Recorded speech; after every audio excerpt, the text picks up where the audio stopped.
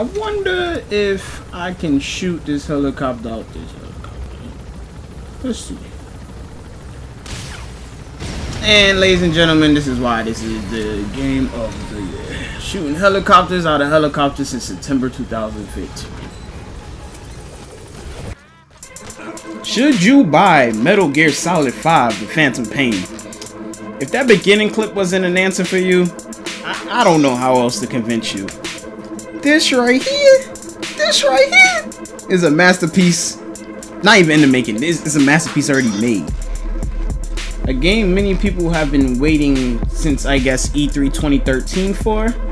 And I'm going to review on why you should buy this awesome package that it is. So one thing that is a pet peeve on mine is the presentation. Many people don't talk about presentation, but I feel like it's one of the most important factors because you're going to be looking at the game for however long you play it. So presentation is very important. So my review is based on the PC version of the game. The settings are on ultra high, 1080p, all 60 frames per second on my NVIDIA 780 Ti graphics card. Also with the Intel i7 chip, blah blah blah. So the environments in this game look beautiful. You're in the deserts and mountains of Afghanistan to the beautiful plains and forests in Africa. You know, the game does utilize a 24-hour time clock. So, you know, you're playing in, you know, the dusk, sunrise, setting to the sunset, midnight. And it's just like, the game is beautiful. Like, I was just like sneaking in a mission and I just took the time to wait, paused, and looked up at the moon.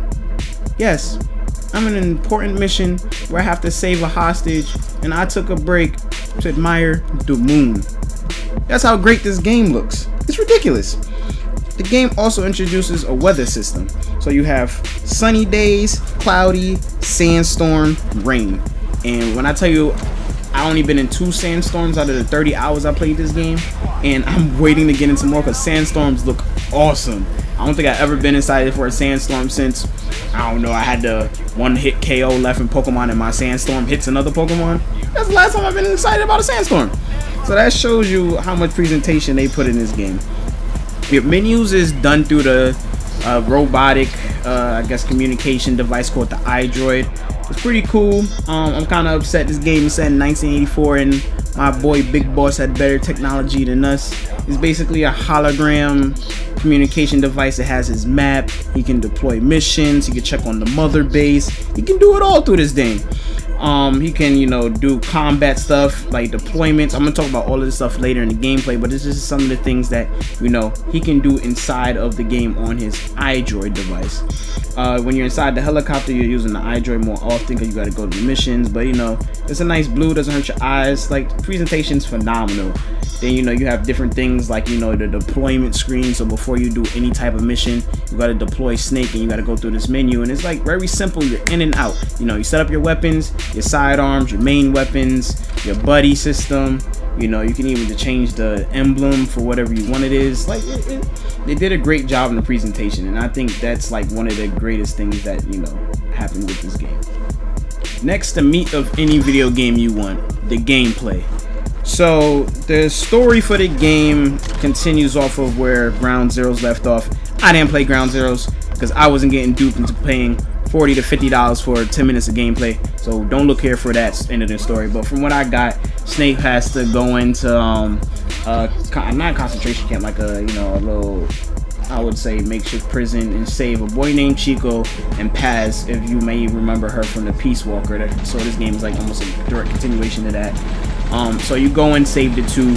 You take them to your mother base, but your mother base is being attacked by Skullface, and you find out Paz has a bomb in her. She sacrifices herself, blah blah blah. I don't want to ruin the whole thing if you want to play Ground Zeroes, but yeah, it's all there.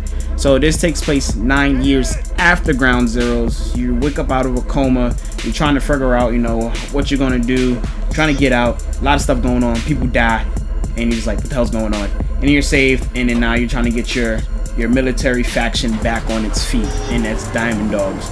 So, you know, you start off with doing little makeshift missions. You build your base, you make it bigger, you recruit people, kidnapping them and during missions. You get some recruits who see how awesome you are as Big Boss, and you keep making it bigger and bigger and bigger, and that's what you do for Mother Base while you do the other missions.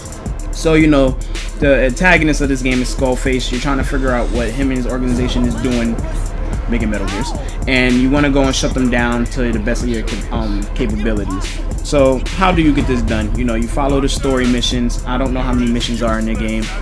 I played 30 hours, like I said, and I'm only up to mission 19. And I think there's around 45 to 50 missions. I know there are 157 side missions, and I only did 20 of those. And I do those majority of the time because they're fun. I haven't had so much fun in the game wanting to leave work because I'm not in school no more. Last time I really wanted to like leave school and actually run home and play a game was Uncharted 2. That I haven't felt this way since Uncharted 2.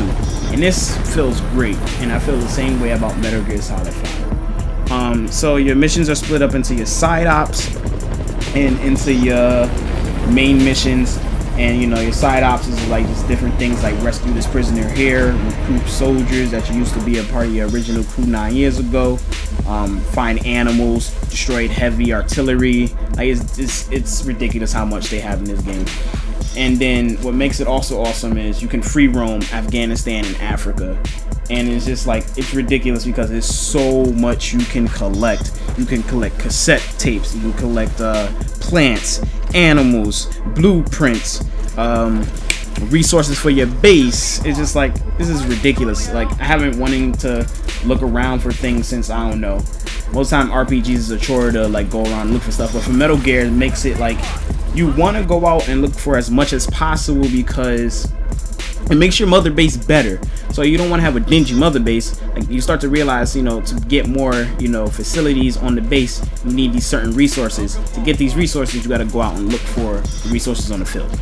So it makes you want to go through every tent of every base that you go through, the buildings, you know, hijack different things. Like, this game is so much that you could legit have a 10-hour review. And I'm trying to make this as simple as possible.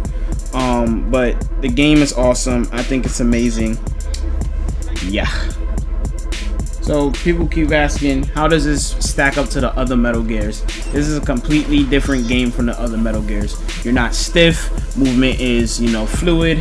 I guess I played Metal Gear Solid 2. I beat it. I almost beat 3. I beat 4. I never played the original NES and PlayStation versions. But one thing I always had a complaint was I hated the over-the-head top ceiling camera and then zoom in at certain points. I hated that. I hated shooting in first person. I just let the game auto aim. But in this game, it feels like you're playing a first person shooter. It feels fluid. I hate to say it, but it almost feels like when you go into first person mode, you feel like you're in Call of Duty. That's how good it feels. Unlike Call of Duty, this actually has hit detection. But anyways, you know, the camera's behind you instead of the over the top ceiling view. Like, this game is completely different and it's not bad. Like, you know, something that's different is in the old games, you know, you had to play stealth.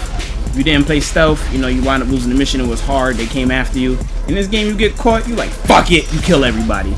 But then the game also, you know, hurts you if you do play like that because, like I said, you have to recruit people from Mother Base.